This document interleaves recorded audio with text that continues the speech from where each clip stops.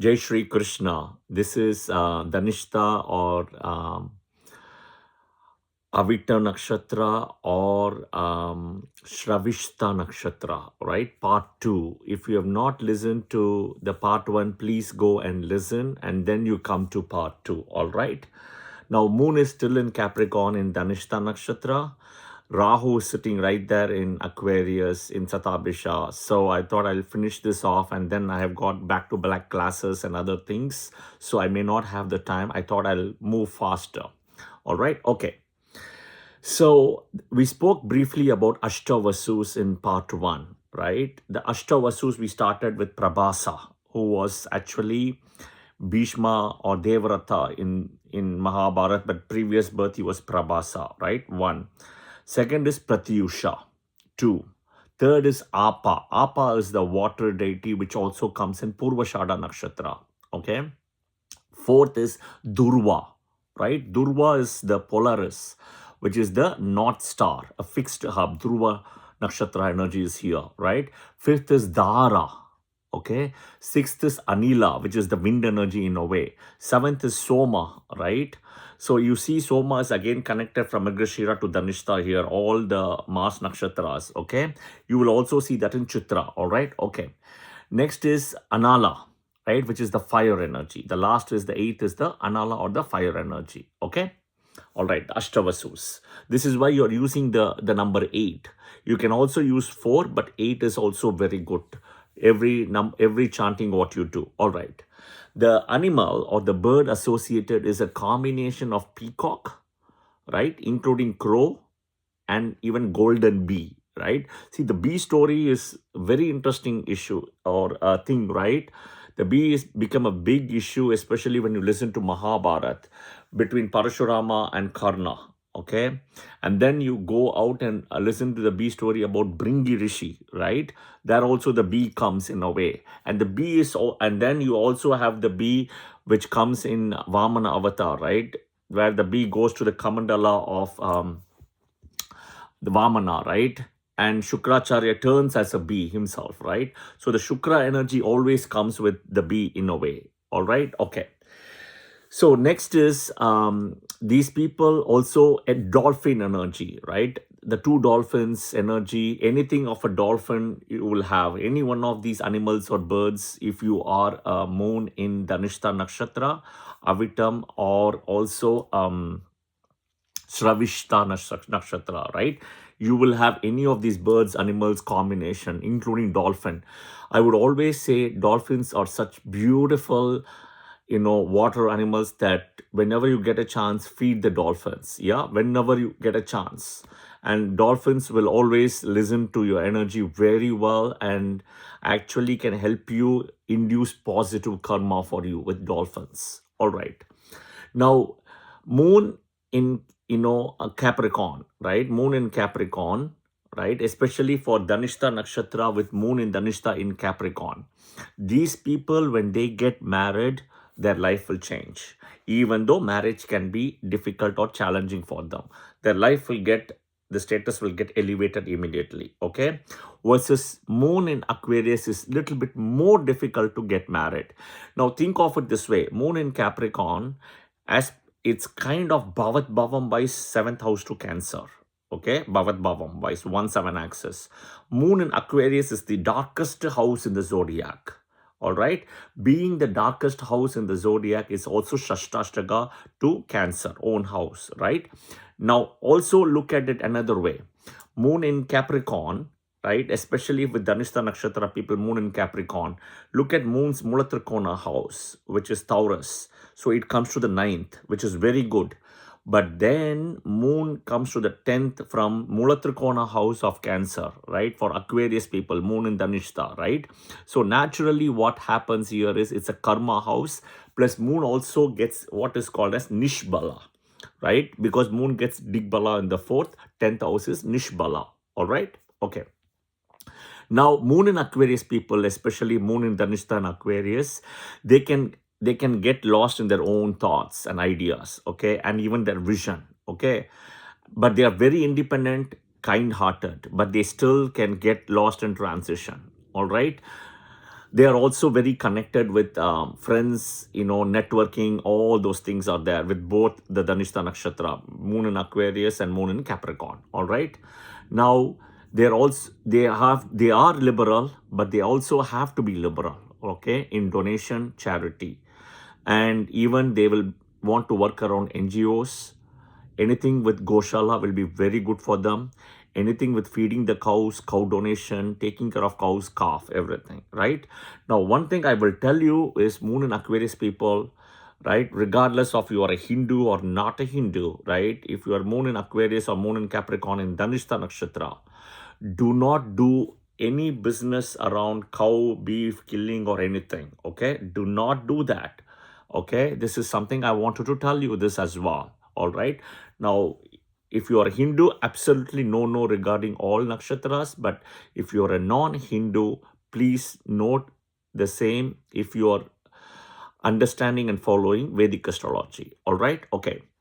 Moon in Dhanishta also has a lot of connectivity to foreign country, away from their birthplace and friends.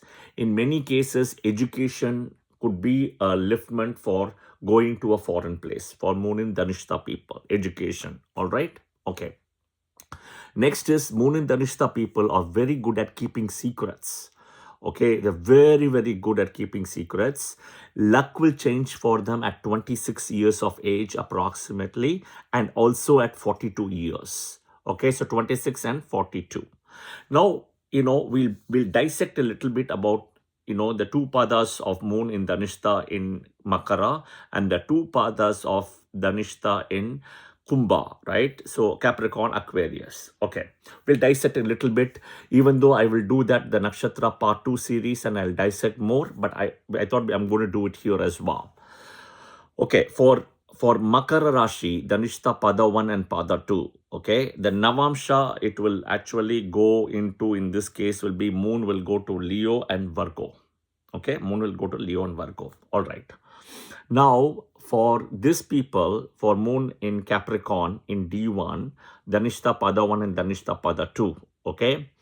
Now, the Nakshatra Lord is Mars. We'll go step by step. Nakshatra Lord is Mars, okay, for Dhanishta. All right. From Capricorn, okay, look at Mars Mula Trikona Rashi, which is Aries, okay. So it's 4 houses away from Capricorn because we are looking at the Nakshatra Lord here. 4 houses away from Capricorn, okay. Now, what is 4th? Gains, property, everything, right? Gains, property, land, car, vehicles, mother, material gains, everything if you look at it, right? Real estate, all of those things. So definitely, and it's also Kendra, okay? So definitely there is very good results seen for Dhanishta Nakshatra Makara Rasi people, right? 4th Bhavat Bhavam wise also feeds into the 7th house for marriage, okay?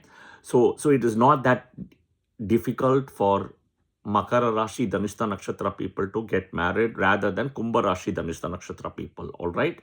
Now also remember Mars, who is the Nakshatra Lord, gets exalted in Capricorn. Exalted. Now that is, even though exalted is good, but it's not great because it's a malefic Rashi, a malefic planet. Okay. All right. Now we'll touch the Nakshatra Lord Mars, and the Mula Trikona is Aries. Okay, the Mula Trikona is Aries. All right.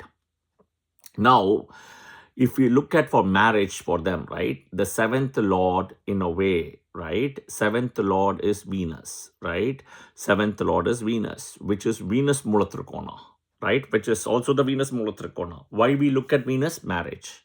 Okay, marriage. Kalatara Karaka. Okay. Now, he is also a Maraka, right? For Mesha Rasi, right? Aries, he is a Maraka, he's a double Maraka owning 2nd and 7th. So this is also a challenge where you see for Dhanishta Nakshatra people for Makara Rashi. All right? Okay. Next, we will do the same dissection of Kumbha Rashi. Okay? Kumbha Rashi, we'll start step by step, right? The Mars Mula, so Mars is Nakshatra Lord, again, Dhanishta. Okay?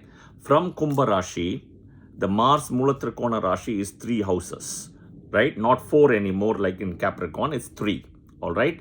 So now for the Kumbha Rashi people, their biggest focus and everything will be on efforts, younger sibling, Okay, short distance travel first, and then there will be long distance travel later. Okay, and now Mars, who is the nakshatra lord, is getting exalted in the 12th house from the Rashi, right? So here is a challenge for them because it's exalted in the 12th house, which is expenses. So definitely the moon in Dhanishta Nakshatra Kumbha Rashi people, their first home purchases, you have to be very careful because you can get cheated, you can get losses, or there will be depreciation in your house very strongly that it will be a loss for you. The first one, because Mars is getting exalted in the 12th to the moon Rashi Kumbha, right, where your Dhanishta Nakshatra is. All right. So this is another way to look at it. All right. Now, also it will take you to a foreign country, definitely, because it's coming to the 12th, to the moon, right?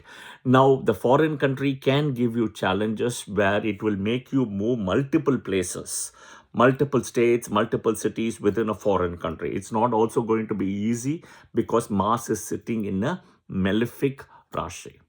Okay, 12th to the Rashi, also in exaltation. All right, okay. Now from, again, we'll do the same exercise from Aries, right?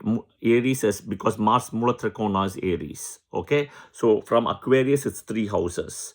Again, if you see the 7th house is Venus, right, which is the Mula Trikona. Venus is also the Kalatara Karaka. So in a way, what happens is it is also the Maraka because it owns 2nd and 7th from the Aries Rashi, right? This is purely based on Nakshatra here. All right. So that is one of the, also the reason where there is a challenge for Kumbha Rashi people more than Makara Rashi people of Dhanishta. There is one thing important, right? For Makara Rashi people, Dhanishta Nakshatra, Mars Mulatrikona is 4th. Now, 4th, always remember 4th, Bhavat Bhavam will feed to the 7th. 4th to 4th is 7th. Okay, so remember that. Here, it is not 4th, it's 3rd. This is where the difference is, right? Between the two Rashis, because Mars is broken nakshatra. All right. So I thought I'll clarify this. Once again, please put your comments in the comment section to whatever I have mentioned it, right? If it is working, not working, why, etc. Number 1. Number 2, do follow this channel for more comments. Follow this channel for more videos, and please continue to engage yourself by giving comments as well. Okay. Third one, what I would also tell you is subscribe, and of course, look at the description column as well, where I am actively involved in Clubhouse, Vedic Astrology Club. So if you're interested in Vedic Astrology, learning Vedic Astrology, I teach in Vedic Astrology Club in Clubhouse for free. So you can download the app and come to the Vedic Astrology Club within Clubhouse. Other than that, I do teach classes and consultations. So you can always look at my email and send me an email if you have any comments or questions, or if you want to register for a class which I start kind of biannually. All right. Until then, take care. I wish you all the best. The next nakshatra we'll be doing is when moon will be in Aquarius in Satabhisha nakshatra. All right. Until then, Jai Shri Krishna.